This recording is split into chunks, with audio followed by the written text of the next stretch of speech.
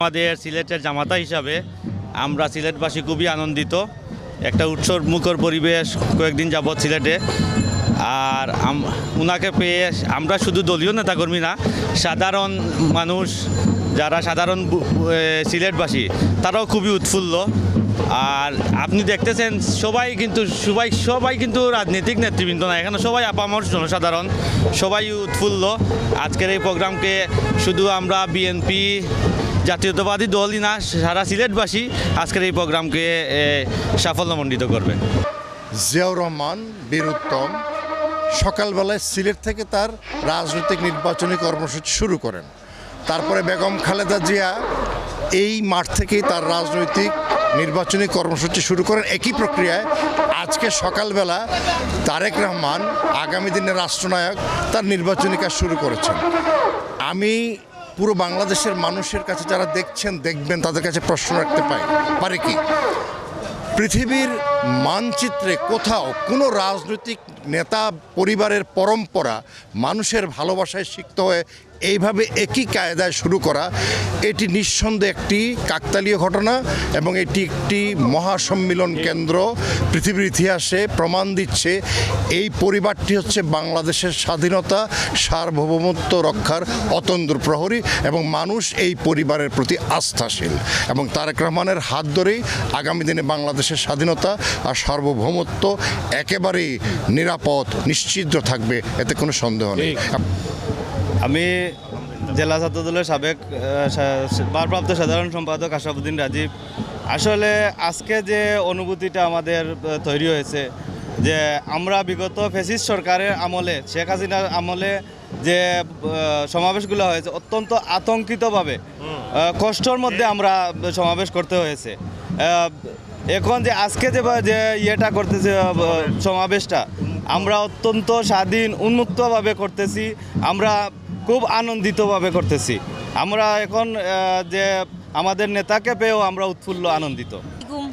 আজকে এতদিন পরে মানে সিলেটে প্রথমবার নির্বাচনী প্রচারণা যেহেতু শুরু হচ্ছে, আর আমাদের উনি তো প্রথমবার সিলেটে আসতেছে নির্বাচনী প্রচারণা শুরু করার জন্য, আর আমরা সবই খুশি সিলেটবাসী মানে উনি আসাতে আর কি। সুযোগ্য যাতে নেতৃত্ব আমাদের দেশে যেটা কাম্য আর কি আমরা করতেছি, আগামীতে প্রধানমন্ত্রী যাতে হয় না আমরা বুঝিয়ে জয়যুক্ত করি প্রচারণা, এই জন্য আসছি আর কি আমরা।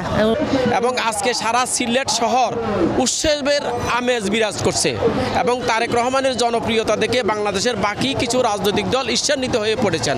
আমরা আশাবাদী তারেক রহমানের এই এলাকাতে তারেক রহমান বিবাহ করেছেন এবং তারেক রহমান দুটি মাজার জিয়ারত করে তারেক রহমান দক্ষিণ সুরমার সিলাম ইউনিয়নের বিরামপুর গ্রামে কালকে প্রায় 12,000 লোকের উপস্থিতিতে আপ্যায়িত হয়েছেন এবং আজকে সকাল 10:30 থেকে 11টার মধ্যে আলিয়া মাদ্রাসার মাঠে তারেক রহমানের এই প্রথম নির্বাচনী জনসভায় সারা বাংলাদেশের মানুষকে উজ্জীবিত করবে এবং আমরা আশা করছি আগামী দিন 200 থেকে 250 আসন নিয়ে বিএনপি সরকার গঠন করবে এবং এই তারেক রহমানই বাংলাদেশের সম্ভাব্য প্রধানমন্ত্রী হবেন ইনশাআল্লাহ। অনুভূতি তো যেটা আসলে ভাষায় প্রকাশ করার মতন না, কারণ সব কিছুর পরে আমাদের সিলেটের দামান, সিলেটে আসছেন আর নির্বাচনী প্রচারণা সিলেট 1 আসন থেকে শুরু করছেন, ওইটাই আসলে সবচেয়ে বড় জিনিস। আর আমরা আসছি মূলত ইউসুফ আলী জাভেদের পক্ষ থেকে, উনি ইউকে বিজ্ঞান ও প্রযুক্তি বিজ্ঞান বিষয়ক সম্পাদক যিনি, ওনার পক্ষ থেকে আমরা ফ্রি পানি বিতরণ করছি। আর আমরা ওইখানে বিভিন্ন পয়েন্ট মিলে প্রায় 5 থেকে 7 হাজার পয়েন্টে আমরা 5 থেকে 7 হাজার পানি বিতরণ করছি। ওইখানে আমরা নিয়ে আসছি 2000 পানি, আরেক জায়গায় আছে 2000, পয়েন্টে আমরা পানি বিতরণ করছি, প্রায় 5 থেকে 7 হাজার পানি বিতরণ করছি। আসসালামু আলাইকুম। হ্যাঁ, অনেক ভালো লাগছে। প্রিয় দেশবাসী, তারেক জিয়া আসছে আমাদের সিলেটে। আমরাও ছোটোখাটো একটা প্রোগ্রাম নিয়ে মিছিল নিয়ে বের হয়েছি। আমরা সিলেটের গুরুমা জমিলা নায়েক, জমিলা হিজরা আমাদের সর্দারনি, ওনার পক্ষ থেকে একটা ছোটোখাটো একটা মিটিংয়ের আয়োজন করা হয়েছে। আমরা আসছি সবাই। হ্যাঁ, আমরা অনেক খুশি, অনেক খুশি আছি। জি। দেখেন, খালি বিএনপির ভাইয়েরা নির্যাতিত হয়েছে না এই 15-16 বছরের ভিতরে, আমরাও নির্যাতিত। আমরা জানি না, আওয়ামী লীগ থাকতে আমরা একটা স্বীকৃতি লাগাই দিলেছে 3য় লিঙ্গ লাগাই দিয়ে আরও নির্যাতিত। স্যার যাওয়ার পরে যাতে নির্বাচিত হওয়ার পরে আমরা পুনর্বাসন করে দেয়, বাসস্থান করে দেয়, কর্মসুযোগ করে দেয়, যাতে আমরা কর্ম করে চলতে পারি, ব্যবসা বাণিজ্য করে চলতে পারি। আসি আমাদের স্যারের কাছে রাখছি। আমরা খুশি লাগতেছে আমাদের সিলেটের জামাই, আমাদের দুলাভাই, দুলাভাই আগমনে, দুলাভাইয়ের আগমনে, দুলাভাইয়ের আগমনে। আর আমরা সারা জীবন বিএনপির কর্মী ছিলাম। আমরা কোনো নেতা না, আমরা কোনো রাজনীতি না, আমরা ওই দলকে ভালোবাসি, তাই আমরা এই দলের জন্য মাঠে নেমেছি। আর আমরা চাওয়া পাওয়া মানে ওইটা হয়েছে চেয়ারম্যানের উদ্দেশ্য, দিবে কি না দিবে, আমাদের আশা পূরণ করবে কি না করবে সেটা হচ্ছে উনির বিষয়।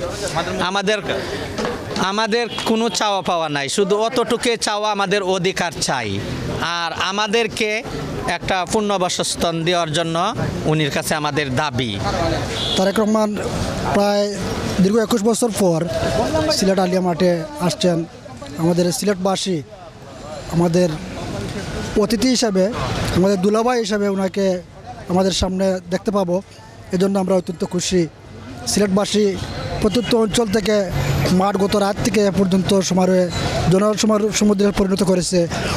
যত সময় যাবে আমার মনে হয় দীর্ঘ 12টা 12:30 দিকে হলে সিলেট ডিস্ট্রিক্টে এমন যে কোনো জায়গা থাকবে না যেখানে মানুষের সমাগম নেই।